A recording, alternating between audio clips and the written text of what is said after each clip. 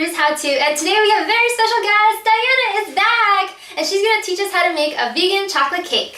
Hi, I'm going to tell you guys how to make my favorite chocolate cake recipe, which I originally stole from the PPK, which was the post-punk kitchen by Chandra Moskowitz, who is a famous vegan chef, and I stole it and I co-opted it and I changed it and I made it into a totally different kind of thing, but still kind of the same. So you can find the original recipe if you just Google just chocolate cake, PPK, and you'll see the changes I made in the recipe when we go from there.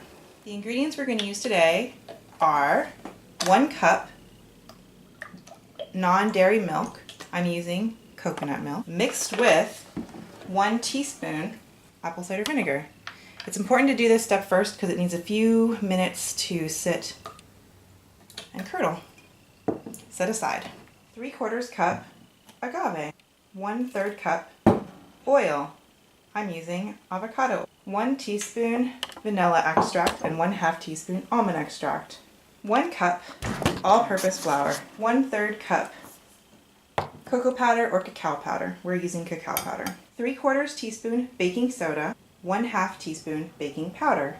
1/4 teaspoon salt.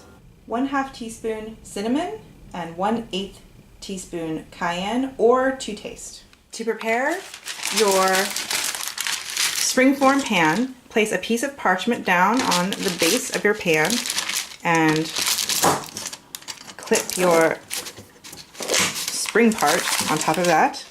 I'm using a non-stick springform pan, so you don't need to add extra stuff to the sides, but you can if you want to. It makes you feel safe. So preheat your oven to 350 degrees, and in a large bowl, take your milk and apple cider vinegar mixture and pour it into the bowl. So we're going to measure out 1/3 cup of oil, and like I said, you can use whatever oil you like. I'm using this oil because I have it. I'm going to put that in there. 1/4 cup of agave. And I always like to do the oil first because agave can be sticky. And some people don't like almond extract, and that's okay. Don't use it if you don't like it. You just use more vanilla extract. Or if you just don't want to go buy a separate extract. Or you can use coconut extract or whatever. Here we have 1 cup of our AP flour, 1/3 cup of our cacao. You can use cocoa if you don't have cacao. Boop. Baking powder and baking soda. Salt. Okay, and then our spices, which are so good. This is what really gives the cake a little something special. Spice up your life, you know? Like the Spice Girl said. People of the world, spice up your life. Every boy and every girl. I would be the cinnamon spice. Cinnamon spice? Yeah, that's a good spice. Yeah, they are. I always felt bad for Scary Spice. Like, why was she scary? I thought she was really cool. She was cool, and she's still cool. Yeah. So this, I don't have an 1/8 teaspoon, so this is actually a little more than an 1/8, but I like it spicy. And don't worry. Would you be Spicy Spice? Spicy Spice? That's a little redundant. I could come up with something better than that. I don't know, as long as you're not nutmeg or something. So sift it. And you don't have to have a fancy flour sifter. You can just use this thingy. Baking powder slowly goes bad. And my baking powder is a little old. It's not like years and years old, but it might be, it's several months old, you know? And, but I'm not gonna let that slow me down in life. I'm not gonna let the fear of bad baking powder ruin my day. I like how that's like panning for gold. Yeah, it is. And that's what we found, but then we throw that away. We're going to take this, our dry ingredients, and mix it to this, our wet ingredients. We're going to do it in 2 batches. I don't understand why.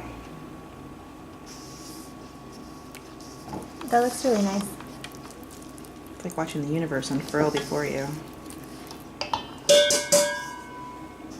I know what you're saying. Diana, don't overbeat it. Well, I'm not. I've made this cake before, and I know what I'm doing. And pour them all to your pan, your lined pan. Hey, cake. I love you. You're gonna be so good. Make sure you fill my belly with good vibes. And we're gonna put it in the oven, 350 degrees for 35-ish minutes. Remember to check once it's been in there for a little while. You don't want it to burn. And say, I love you, cake. I send you good vibes. And then that's it. If it comes out wet, then it's not done, but I'm going to go ahead and trust this is done because it looks done. So now we need to let it sit for an hour minimum, preferably 2 to 3 hours, but we're going to go out and come back and we'll show you what it looks like when it's done. So here we have our finished cake. Look at that, you guys. And I've made it extra fancy by adding raspberries. It's totally fancy. Raspberries makes anything fancy. Yeah, and you made it even more fancy by putting it on a fancy plate. Yeah, I only had the one fancy plate. This one's This one's kind of fancy too. plate, yeah. It's classic. Yeah. All right. Okay, so try. Yeah, that's good. It's such an easy cake to make. You can make it when you know you have guests coming over, and then just you saw how fast it took. Yeah, minutes. It's really, Minutes. It's really fast. The texture, I really like the texture. It has like a good amount of moisture in it, I think, because some cakes are too dry. And it's kind of spongy and dense in the best way. And I'm just eating all this cake. And like I said, you can add different flavors to make it for different occasions. It's a basic chocolate cake, and you can add different kinds of extracts or different ingredients. You can add chocolate chips to it to make it extra super chocolatey. You have nuts. Oh, you can put these on your fingers. You can put those on your fingers, Amelie style. Live your life. Have your cake and eat it too. We're totally doing that right now. So thanks everybody for watching. Thank you for coming and showing us how to make this delicious cake. So bye everybody. Bye. Don't forget to hit like and subscribe.